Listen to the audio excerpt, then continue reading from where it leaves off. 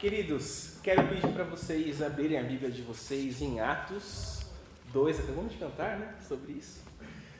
Atos capítulo 2.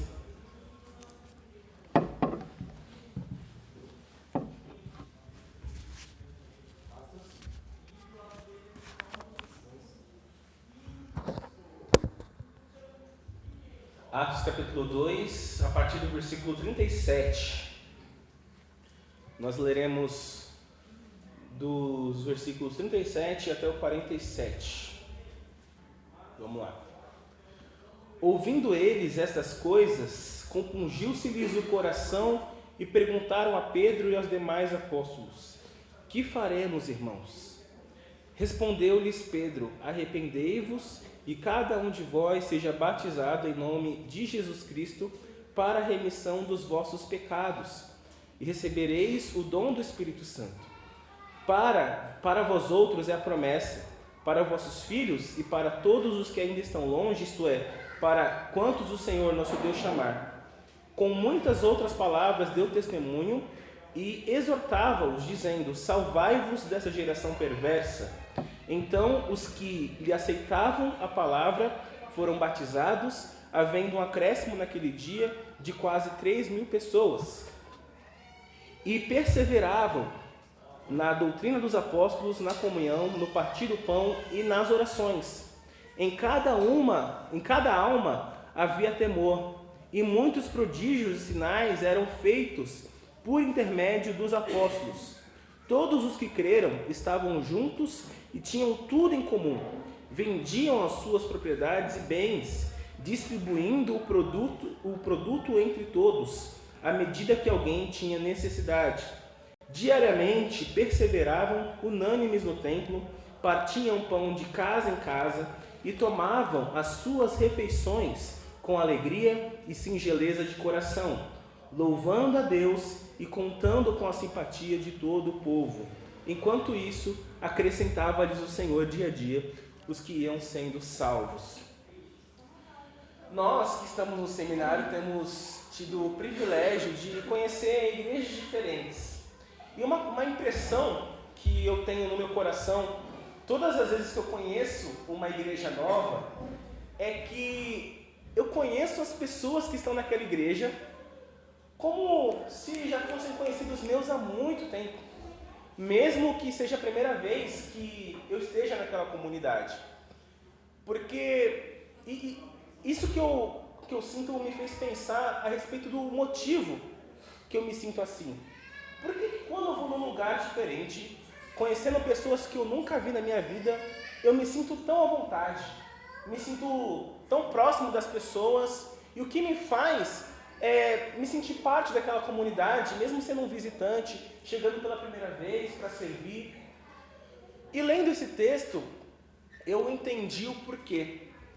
E a gente junto vai refletir um pouco sobre isso e chegarmos às conclusões dentro do que o texto nos ensina. Antes de eu entrar no que o texto nos diz propriamente, eu quero dar um breve contexto para vocês. Esse texto está no começo da igreja primitiva, do que nós chamamos de igreja primitiva. Jesus, ele morre, ressuscita, e depois ele passa cerca de 40 dias estando com os discípulos, estando com as pessoas, com aqueles que criam nele, ensinando, reforçando aquilo que havia falado, consolando, e dando os próximos passos, as direções que eles tinham que seguir dali para frente. Então Jesus chega e fala que eles iriam receber o Espírito Santo para serem testemunhas, onde quer que eles fossem, seja em Jerusalém, na Judéia, em Samaria e nos confins da terra.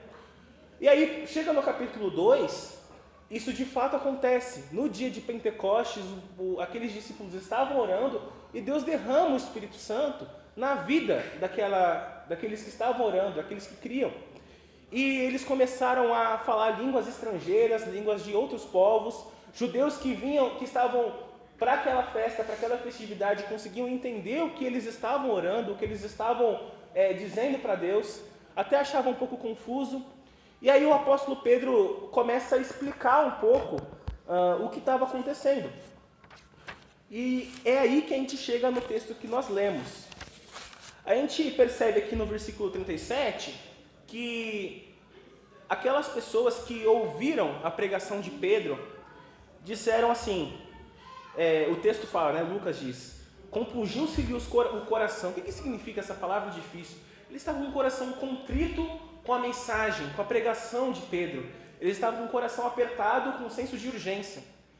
Mas, afinal de contas, o que foi que Pedro falou de tão importante que fez com que aqueles que creram se sentissem tão contritos, quebrantados, com um senso de urgência tão grande, a ponto de crerem e se arrependerem dos seus pecados? Bom, ao longo do capítulo 2, a gente consegue perceber Pedro começando a pregar para aqueles irmãos sobre o que foi o ministério de Jesus e por que eles deviam crer nele. A gente percebe, tanto em Lucas quanto em Atos, que foram os dois livros escritos por esse evangelista, que ele traz algumas ênfases. E uma das ênfases que ele traz quando ele vai escrever tanto Lucas quanto Atos é sobre arrependimento. E que arrependimento ele precisa produzir frutos práticos para a nossa vida. Isso não é diferente aqui nesse texto de Atos 2. Pedro ele começa a falar a respeito do que aconteceu quando Jesus veio. Ele estava explicando para eles que a descida do Espírito Santo, aquela galera falando coisas de línguas estrangeiras, louvando a Deus tão cedo, era o cumprimento da promessa que Deus tinha para aquele povo. Em Joel, capítulo 2, tem a promessa de que Deus um dia derramaria o Espírito e faria com que as pessoas crescem em Deus verdadeiramente. E isso aconteceu naquela passagem. E Pedro ele fala sobre isso, ele prega sobre isso. Depois ele dá uma outra ênfase, falando a respeito de que Jesus ele foi morto por aqueles que perseguiram a ele. Jesus foi morto, foi castigado por aqueles que deviam saber quem ele era. Se a gente reparar aqui em Atos, capítulo 17, ele fala primeiro a respeito do que Joel promete da vinda do Espírito Santo. E acontecerá nos últimos dias, diz o Senhor, que derramarei o meu Espírito sobre toda a carne. Vossos filhos e vossas filhas profetizarão, vossos jovens terão visões e sonharão, vossos velhos, até sobre os meus servos e sobre as minhas servas derramarei o meu Espírito naqueles dias, e profetizarão, mostrarei prodígios em cima no céu e sinais embaixo na terra, sangue, fogo e vapor de fumaça. O sol se converterá em trevas e a lua em sangue, antes que venha o grande e glorioso dia do Senhor. Então, Pedro começa dizendo que lá no Antigo Testamento, muito antes daquele dia de Atos 2 acontecer, Deus já havia falado sobre esse episódio antes. Depois ele prossegue, dizendo a respeito sobre quem era aquele Jesus que foi castigado e que foi morto. No versículo 22 fala: varões israelitas, atendei a estas promessas. Jesus, o Nazareno, varão aprovado por Deus, diante de vós com milagres, prodígios e sinais, os quais o próprio Deus realizou por intermédio dele entre vós, como vós mesmos sabeis, sendo entregue pelo determinado desígnio e presciência de Deus. Vós o matastes, crucificando-o por mãos de iníquos, o qual, porém, Deus ressuscitou, rompendo os grilhões da morte, porquanto não era possível fosse ele retirado por ela. Então, depois que Pedro fala para aquele povo de que a descida do Espírito Santo havia sido prometida para eles, Pedro começa a falar sobre a integridade de quem Jesus era, do ministério dele. Jesus ele foi perseguido por fariseus, ele foi, blasfemado, e o povo que conhecia a lei, conhecia a Torá, e que deveria reconhecer quem era o Messias, eles ignoraram. Eles ignoraram o ministério de Jesus e o mataram. Foi isso que eles fizeram com Jesus. Eles o mataram. E Pedro deixa isso claro para aqueles ouvintes que estavam ali escutando. Além disso, Pedro faz questão de enfatizar a santidade de Jesus. Falar que Jesus ele não tinha pecado, que ele era o varão perfeito, que diante dele não tinha nenhum pecado. Ele deixa isso muito claro nos versículos 22 e 23. E fala para eles, aponta bem na face deles e fala: olha, vocês que estão aqui ouvindo, vocês viram o Filho de Deus diante de vocês e vocês o assassinaram, vocês o mataram. Ao mesmo tempo, Pedro faz questão de enfatizar que a morte de Jesus não foi por acaso.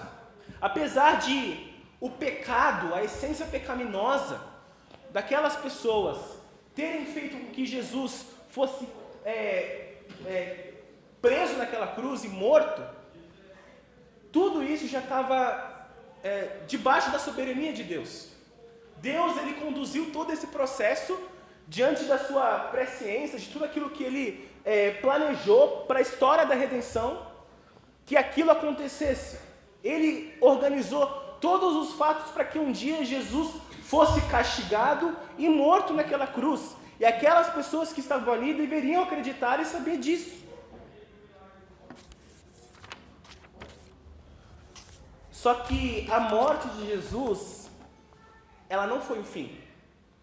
Pedro fala que, assim como Jesus morreu, ele ressuscitou. Assim como a morte de Jesus foi guiada, organizada pela sabedoria, pelo poder de Deus, a ressurreição também foi planejada e executada pelo próprio Deus. Foi Deus quem o ressuscitou, foi Deus quem tirou Jesus ali do túmulo e o ressuscitou. E ele está vivo até hoje, assentado à destra do Pai. E o argumento que ele usa para falar para a igreja, para aqueles que estavam ouvindo, sobre que Jesus ressuscitou e que isso já estava apresentado nas Escrituras, no Antigo Testamento, como nós conhecemos hoje, está lá em Salmo 16:10, que Davi fala: pois não deixarás a minha alma na morte, nem permitirás que o teu servo veja a corrupção. O argumento de Pedro, quando ele lê esse texto, ele fala: gente, todos nós sabemos aqui, israelitas, todos nós sabemos onde fica o túmulo de Davi. Sabemos que se a gente abrir lá, vai estar lá a ossada de Davi. Então, ou esse versículo é mentira, ou ele está falando de outra coisa. Ele está falando de algo maior. Ele estava falando a respeito do Filho de Deus que viria, que de fato morreu, ressuscitou e que não experimentou a corrupção, que não foi passado pela decomposição, porque ele morreu, mas depois ressuscitou. Só que ele não só ressuscitou, ele foi colocado acima de tudo e de todos, foi colocado à destra do Pai. Pedro usa a passagem lá de Salmos, que ele fala: disse o Senhor ao meu Senhor, assenta-te à minha direita, até que eu ponha os teus inimigos por estrado dos teus pés. Salmo 110. Então, Pedro fala que Deus colocou a Cristo à sua destra. Aquele que não tinha pecado, mas que foi castigado pelos judeus, aquele que deveria ser reconhecido como Messias, mas que foi castigado, esse que foi morto, que foi ultrajado, ele morreu, ressuscitou e está à destra do Pai. E vocês deveriam saber disso, Pedro fala, porque as Escrituras já falavam sobre isso. Imagina você sendo um judeu que viu o ministério de Jesus acontecendo, vendo face a face, vendo tudo o que aconteceu com ele sendo morto, castigado, preso naquela cruz, e do nada chega um homem que andou com ele e diz: sabe aqueles que vocês mataram? Como é que você se sentiria? Eu ficaria com muito medo. Eu ficaria muito assustado, porque me ocorre o pensamento de que eu estava diante do próprio Filho de Deus e o matei.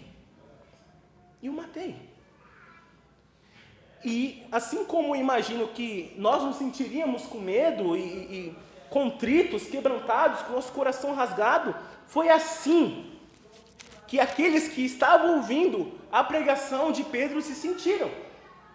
Eles se sentiram completamente assustados, com medo e com um senso de urgência para se arrependerem, para entregar tudo e abandonarem a vida que tinham para entregar a esse Cristo que hoje senta à destra do Pai. E foi isso que eles fizeram. Eles se arrependeram. Eles entregaram a vida deles a Cristo. E é o relato que nós lemos no começo do 37 ao 41, que fala que o coração deles estava quebrantado, constrangido, compungido. E eles perguntaram para Pedro e para os demais apóstolos: o que faremos? O que faremos diante disso que você está nos trazendo? Pedro fala: arrependam-se. E a minha mensagem hoje tem a ver com isso. Porque, como eu falei, Lucas, ele trabalha o arrependimento no sentido de mostrar que nós devemos nos arrepender e que esse arrependimento deve produzir frutos práticos. E ao decorrer do texto nós iremos ver que um dos frutos práticos que o arrependimento dessa galera produziu foi uma comunhão verdadeira. E o tema da minha mensagem hoje é a verdadeira comunhão na igreja primitiva. Quais foram os frutos que esse arrependimento que essa igreja teve e produziu? A primeira coisa que eu percebo é que o arrependimento dessa igreja produziu uma conversão genuína. Eles compreenderam aquilo que Pedro falou, aquilo que foi ensinado, e simplesmente se renderam.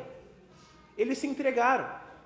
Eles abriram mão de tudo para que Deus fosse glorificado, porque eles compreendiam a sua pecaminosidade.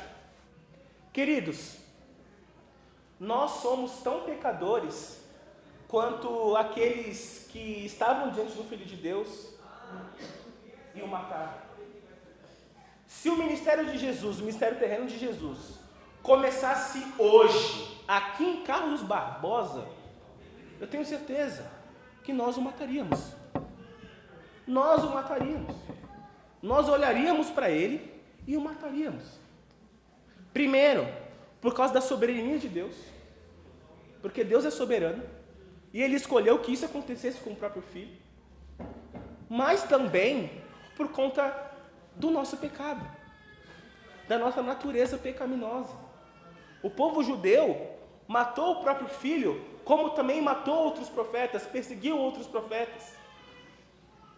Mas Pedro estava convocando aquele povo para um arrependimento verdadeiro. E assim como aqueles irmãos eram pecadores e precisavam de arrependimento, nós também precisamos desse arrependimento. Nós precisamos cultivar uma vida de arrependimento. E aqui não importa quanto tempo nós temos de igreja, quanto tempo nós somos crentes, por quantas igrejas nós passamos, ou se é a primeira vez que nós chegamos e entramos por um lugar como esse. Deus exige de nós arrependimento, uma vida de contrição, uma vida de relacionamento com Ele, uma vida de reconhecimento dos nossos pecados. A verdadeira comunhão começa com uma conversão genuína.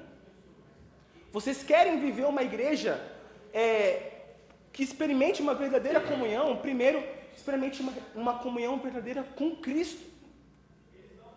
Com Cristo. E aí a primeira lição que eu tiro desse texto é: você cultiva uma vida de arrependimento diante de Deus?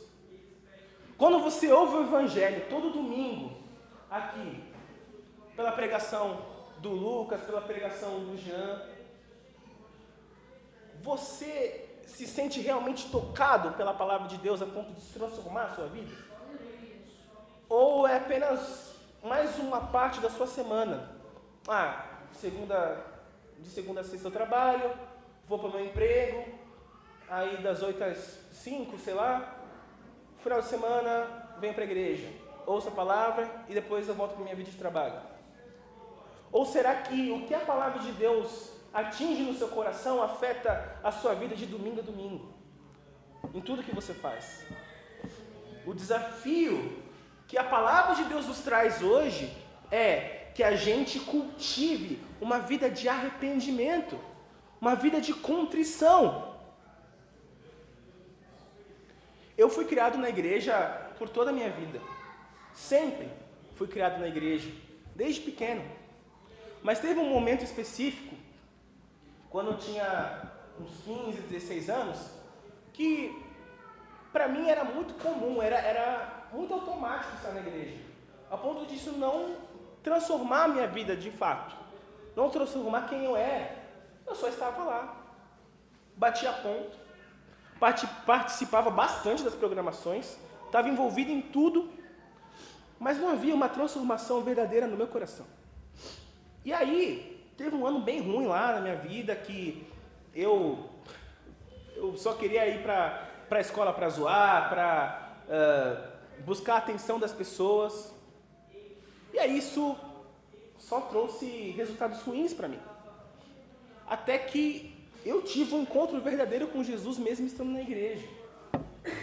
E eu precisei ser encontrado por Cristo, pela sua palavra, ser confrontado, para que eu pudesse ter atitudes diferentes na minha vida. Que esse evangelho encontre você também. E transforme a sua vida. Transforme o seu coração. Que você responda positivamente como a palavra de Deus deseja que você responda. Uma outra coisa que a gente tira dessa passagem que nós lemos é que a verdadeira comunhão se desenvolve pelo amor a Deus. A partir do versículo 42, a gente vê que Lucas escreve que aqueles primeiros cristãos perseveravam na doutrina dos apóstolos, na comunhão, no partir do pão e nas orações. Eu queria enfatizar essa parte quando ele fala perseveravam na doutrina dos apóstolos.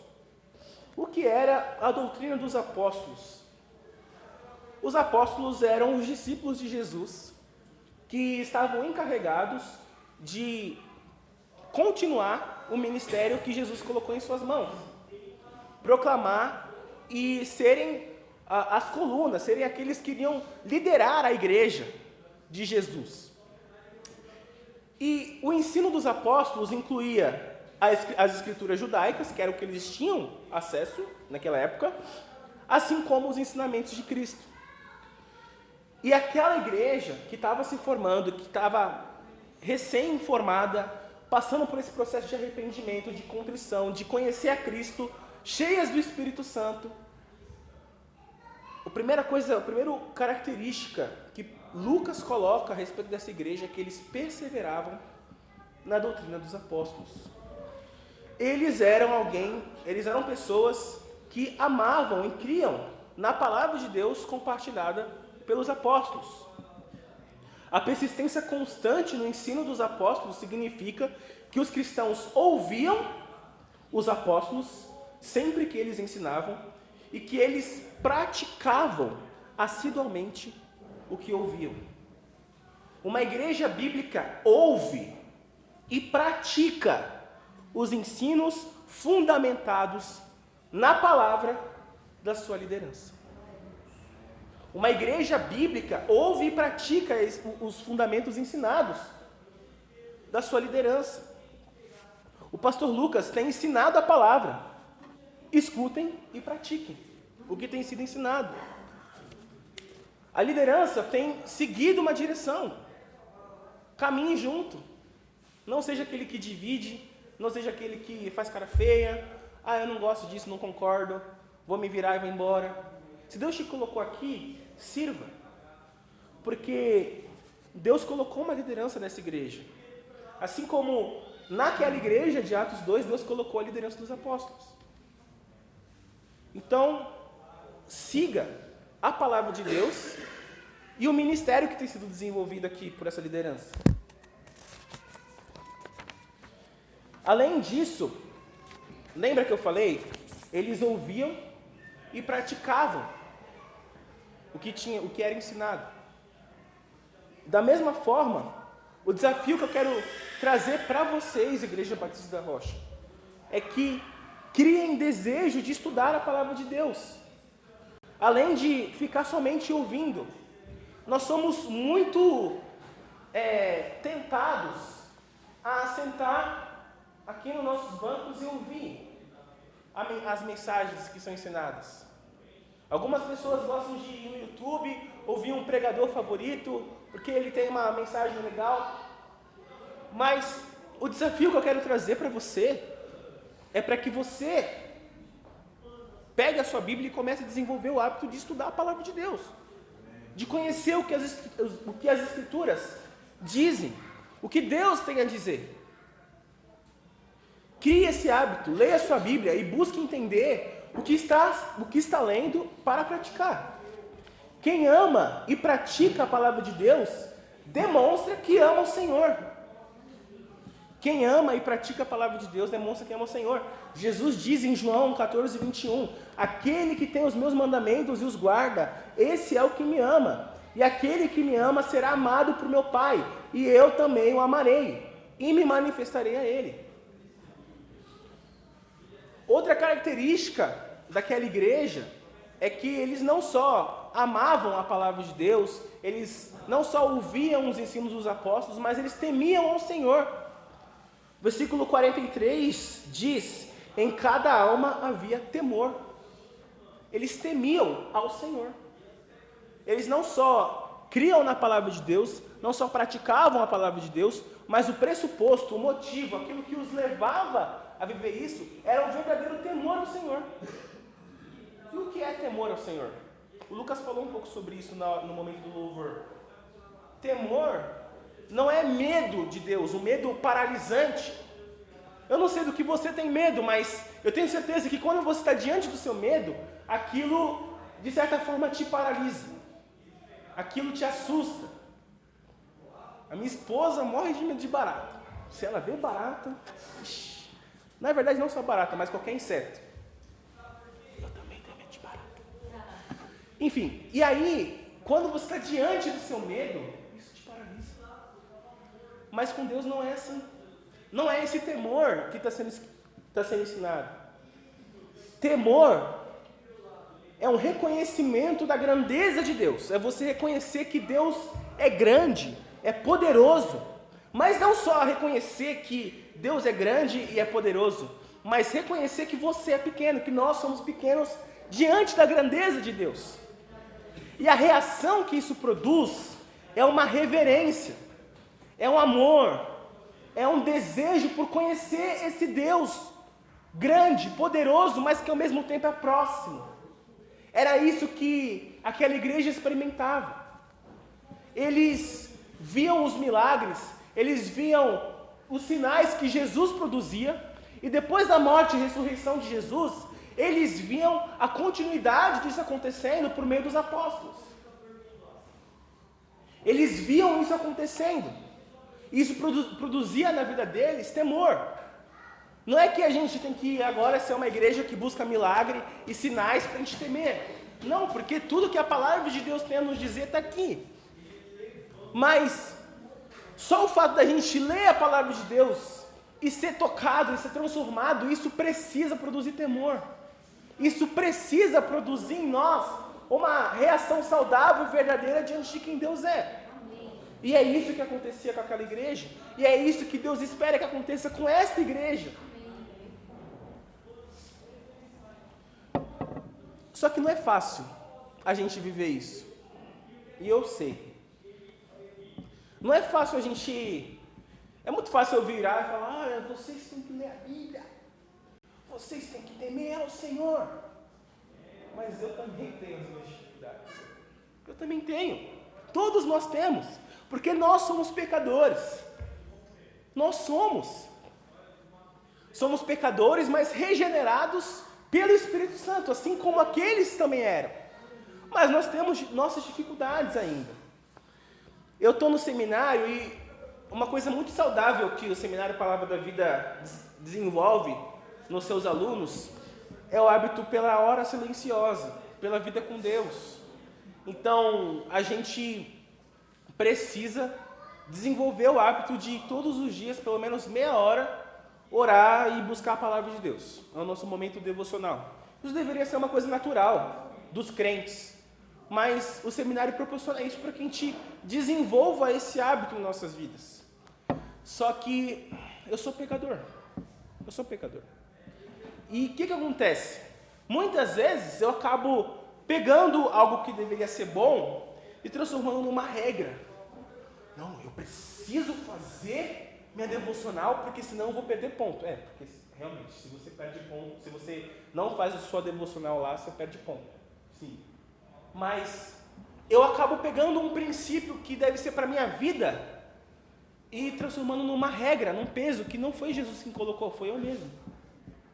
E eu acabo olhando e falo, preciso fazer minha devocional, preciso ler a Bíblia, preciso orar, porque senão eu vou perder ponto. Veja, a minha preocupação é muito mais em não perder ponto do que desfrutar de uma vida de intimidade e relacionamento com Jesus. E por que eu estou falando isso tão abertamente? Porque eu sei que isso acontece assim como acontece comigo, acontece com você. Eu sei que muitas vezes, para nós, o hábito de abrirmos a palavra de Deus e sermos transformados por ela é um desafio. Mas o que eu quero desafiar todos nós, a começar de mim aqui, é que a gente olhe o Evangelho, olhe a caminhada com Cristo por uma outra perspectiva. Não olhe como um peso, não olhe como um conjunto de regras que a gente tem que cumprir. Buscar Deus não é um conjunto de regras que a gente deve cumprir para alcançar a salvação. Deus já nos alcançou. Ele fez toda a obra, Ele já nos salvou. O que nós precisamos é desenvolver um desfrute desse Deus maravilhoso, se relacionar com Ele, caminhar com Ele. A gente não precisa mais viver em fardos, em regras, achar que não, eu não posso fazer isso, porque senão Deus vai derramar um raio na minha cabeça. Não é sobre isso. Lá no Jardim do Éden, Deus se relacionava com o homem, e Deus deseja se relacionar contigo também. Ele derramou o Espírito na sua vida. Ele te deu a palavra de Deus. O que mais falta para você e para mim? A igreja deve crescer em conjunto no conhecimento da palavra de Deus para a glória de Deus. Uma igreja saudável começa com um desejo de conhecer a palavra de Deus. E isso produz uma comunhão saudável, uma vida de comunhão saudável. Vocês querem experimentar uma verdadeira comunhão juntos como igreja? Busquem juntos conhecer mais a palavra de Deus. Serem mais íntimos da palavra de Deus.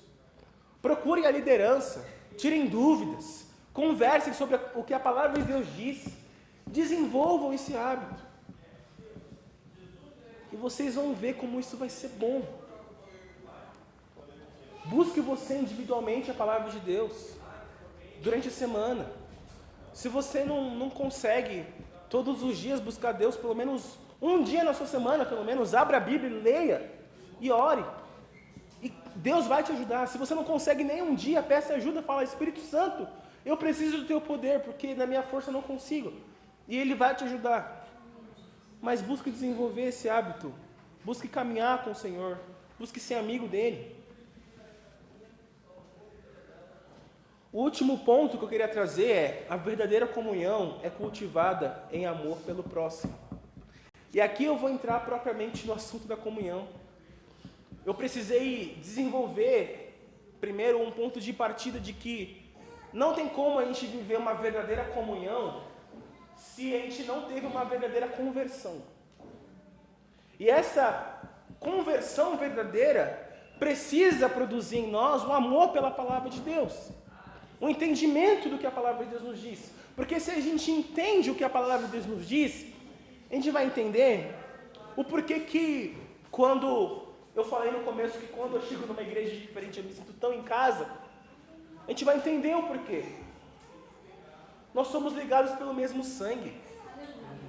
Nós somos ligados por Cristo. Ele que nos une.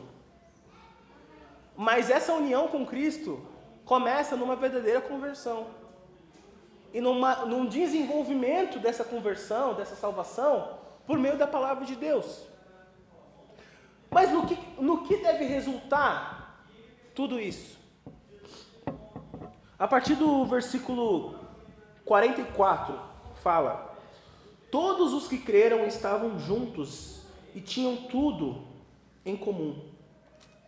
Vendiam suas propriedades e bens, distribuindo o produto entre todos, à medida que alguém tinha necessidade. Diariamente perseveravam, unânimes no templo, partiam pão de casa em casa e tomavam as suas refeições com alegria e singeleza de coração, louvando a Deus e contando com a simpatia de todo o povo. Enquanto isso, acrescentavam-lhes o Senhor dia a dia os que iam sendo salvos.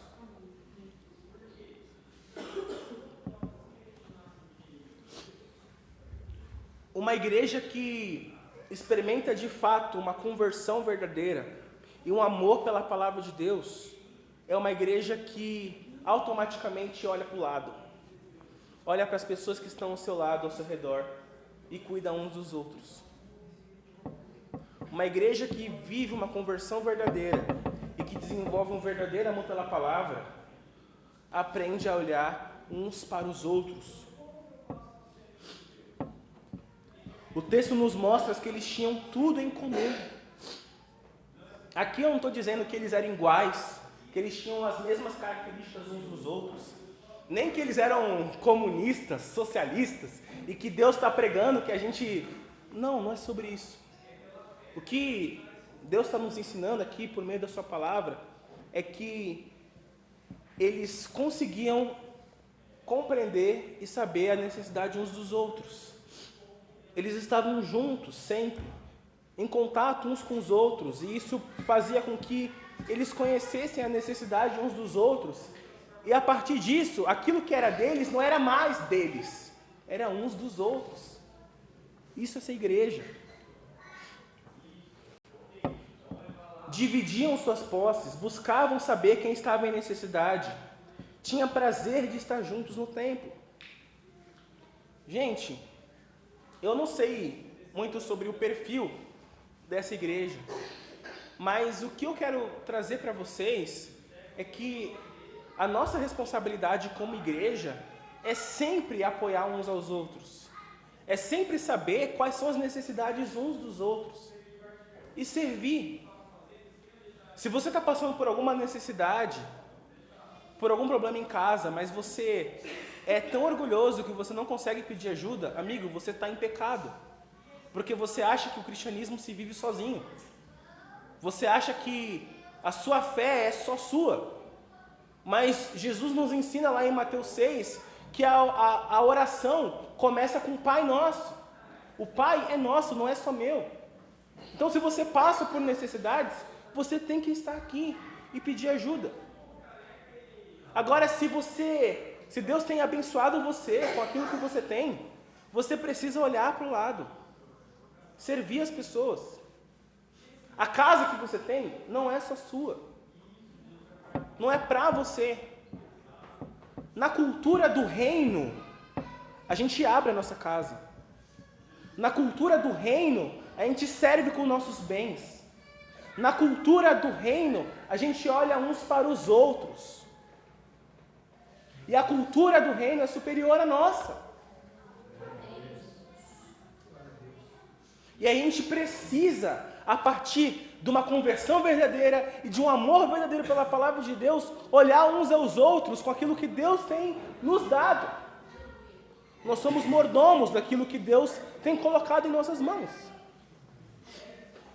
Além disso, eles tinham prazer de estar juntos no templo.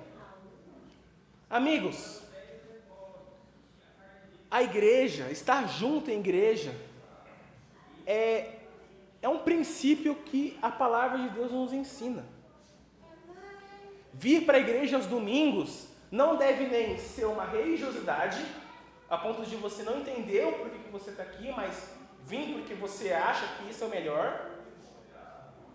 E também não deve ser algo esporádico, um clube que você vem quando quer. Sei lá, não estou afim de vir para a igreja. Aqui, a igreja, Deus ensina que a igreja primitiva tinha prazer de estar junto. Você tem prazer de estar junto com seus irmãos? Você conhece a pessoa que está do seu lado? Conhecer, eu digo assim, não só saber o nome, mas saber a história, saber por que está aqui, saber a família, saber o que faz, o que trabalha, os relacionamentos. Você sabe quantas pessoas que estão aqui dessa igreja você já chamou para ir na sua casa? Você já chamou para sair, para ir na praça, tomar um chimarrão? Não sei. Esse é o desafio que Deus está nos encorajando a viver uns com os outros. É que a partir de uma conversão verdadeira e de um amor pela palavra de Deus, a gente consiga olhar uns para os outros a ponto da gente ter tudo em comum. Porque é isso que a palavra de Deus nos ensina. Eles tinham tudo em comum. Eles não só tinham tudo em comum, como eles tinham prazer de estar juntos. Você tem prazer de estar aqui? Você tem prazer de estar junto como igreja? De ser parte do corpo de Cristo? De estar unido com aqueles que foram alcançados, foram remidos pelo sangue do Cordeiro? Você tem prazer disso?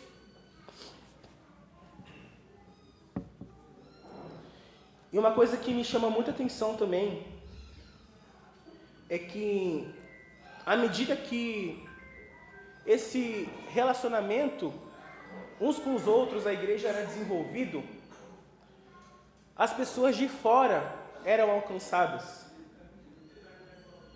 Aqui o versículo 47 fala, contando com a simpatia de todo o povo. Eu não sei quantos vocês sabem, imagino que vocês saibam disso, mas a Serra Gaúcha, assim como o Rio Grande do Sul, é uma das regiões menos alcançadas pelo Evangelho em todo o país. Você sabia disso? Que nós estamos na região menos alcançada pelo Evangelho no Brasil. O Brasil de 205 milhões de habitantes. Nós estamos na região que é mais fechada para o Evangelho. Mas aqui esse texto diz que uma igreja que passou por uma conversão verdadeira, um amor pela palavra, e que olhava uns aos outros, tinha a simpatia de todo o povo. Amigos, se a gente quer alcançar as regiões à nossa volta, se a gente quer alcançar a nossa vizinhança aqui em Carlos Barbosa, isso precisa começar aqui. Precisa começar primeiro com uma conversão verdadeira. E aqui eu não estou falando sobre a questão de, se você não é cristão, venha, caminhe com Cristo. Esse desafio é para você também. Se é a primeira vez que você vem e nunca ouviu falar de Jesus, eu faço esse convite para você. Porque Jesus é o caminho, a verdade e a vida. Sem Ele não há vida, não há salvação. Mas se você é cristão, se você já caminha com Cristo há um tempo, você também precisa passar por uma conversão diária com Ele. Uma conversão de costumes, uma conversão de mentalidade. Paulo fala em Romanos 12 que a nossa mente precisa ser renovada, precisa ser transformada. E nós precisamos passar por isso, passar por esse processo de conversão da nossa mente, da nossa cosmovisão, daquilo que entendemos como certo e errado. Isso precisa ser moldado a partir da palavra de Deus. Isso precisa produzir um amor pela palavra de Deus e fazer com que a gente então consiga viver um relacionamento de comunhão verdadeira. A comunhão não é apenas, isso faz parte também. É a gente depois do culto sair e tomar um chimarrão e comer algo juntos. Não é só isso, isso faz parte. Mas a comunhão é, acima de tudo, a ligação que nós temos uns com os outros em Cristo. Então, nós somos irmãos, não de mãe, nem de pai, mas somos irmãos em Cristo. Isso significa que nós somos da mesma família. Isso significa que o nosso nome é menos importante do que o nome de Cristo. E isso precisa implicar no fato de eu olhar para as pessoas à minha volta e amá-las, e estar juntos. E nisso eu vou cultivar o prazer de estar junto, de tomar um chimarrão, mas ao mesmo tempo de chorar quando você está chorando, de rir junto quando você está rindo, de estar com você, de caminhar com você. Isso é a verdadeira comunhão. Essa é a verdadeira comunhão.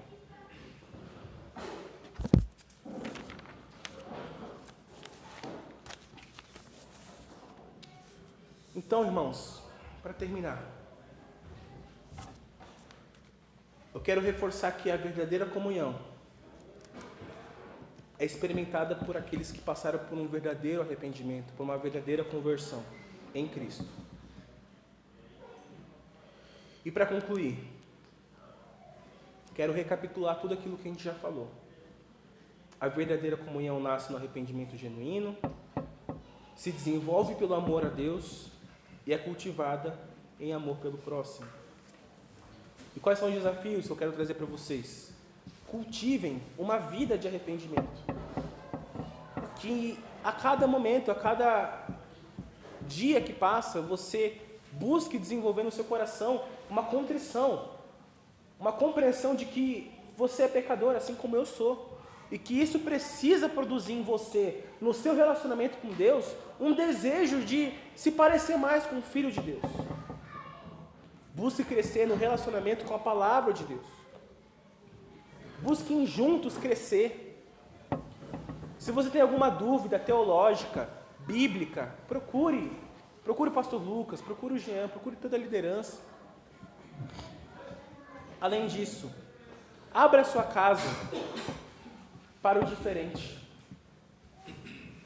Desenvolva um novo relacionamento. Eu quero deixar esse desafio para você. Desenvolva um novo relacionamento. Abra sua casa para o diferente. Ande com pessoas que você não costuma andar. Saia da sua panelinha. Saia do seu gueto. E se envolva com outras pessoas. Ame, sirva com aquilo que Deus colocou em suas mãos. Porque a verdadeira comunhão é a ligação que nós temos como irmãos. E que a gente venha levar isso de fato para o nosso coração como uma atitude prática. Não só hoje, nem amanhã, mas ao longo da nossa vida. Amém? Vamos orar? Abaixe sua cabeça. Jesus, nós reconhecemos que precisamos de Ti. Reconhecemos também a Sua grandeza e que não há outro Deus como Tu. Jesus, eu oro para que essa palavra aqui, assim como transformou meu coração, tenha atingido o coração de cada um dos meus irmãos. Para uma verdadeira compreensão, de uma conversão genuína, de uma mente renovada a partir da palavra de Deus, que resulta num relacionamento saudável uns com os outros. Deus, quebra todas as barreiras que nos impedem de relacionar uns com os outros. E que a gente venha começar a olhar as necessidades uns dos outros como irmãos e não como pessoas separadas umas das outras. Que a Tua palavra, que o nosso relacionamento contigo venha produzir frutos práticos, verdadeiros no nosso relacionamento contigo, Pai. Eu peço que o Senhor abençoe essa igreja em Carlos Barbosa, que seja uma igreja que cresça, que amadureça na Tua palavra, que desenvolva, que desfrute do conhecimento de quem Tu és, Senhor. E que alcance a simpatia dos que estão de fora. Que alcance a simpatia das pessoas que estão à volta. Que outras e outras pessoas entrem por essa porta e sejam atingidas pela Sua palavra, Pai. Que se sintam amadas, se sintam queridas e sejam trazidas, Senhor, para a Tua igreja. É o que oramos, em nome de Jesus. Amém.